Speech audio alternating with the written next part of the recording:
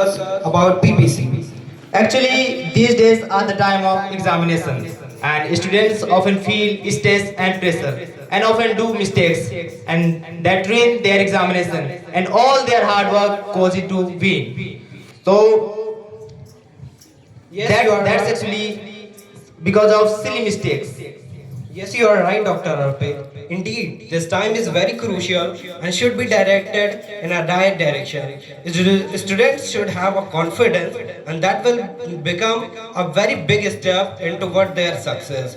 And Arpit, I ask you one question: what should be done on the day of examination and in the meantime to have a better success?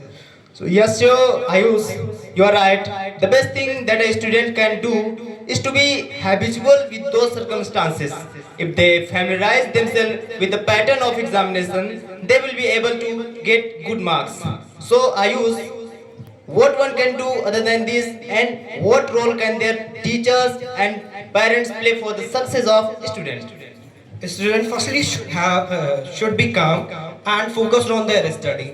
They should have a confidence, and that will be the big turning point in their studies. And this will be reflected in their result too. And we should remember that examination is not a life, but it decorates the life of a student with dignity and respect for a while. And parents and teachers play a very vital role in the bringing of a child. Child and student is like a wet mud, and parents and teacher transfer that mud into an ideal idol. And student will have confidence, they will become a great scorer in their board exams.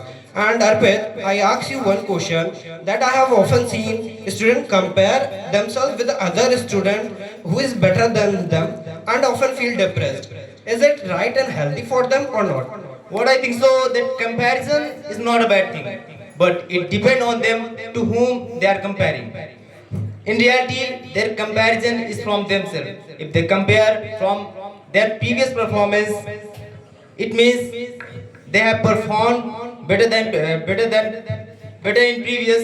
It means they had get level up, and Delhi is not far away. So I asked you one question. How many types of pressure faced by students? The answer is very simple. The pressure faced by the students is of three types. First is induced by their parents. Second is induced by the peers. That is called a peer pressure. And third one is self-induced.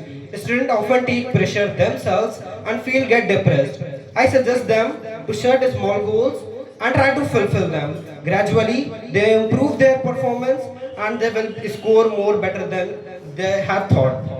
That actually is the need of an hour, and single drop together constitute a bucket of water, just like your efforts. And last मैं आपको एक story सुनाना चाहता हूँ। Stress कैसा होता है? एक इंसान होता है जो कि टेंशन लेता है और उसी टेंशन से होती है उसको हाइपर टेंशन की बीमारी।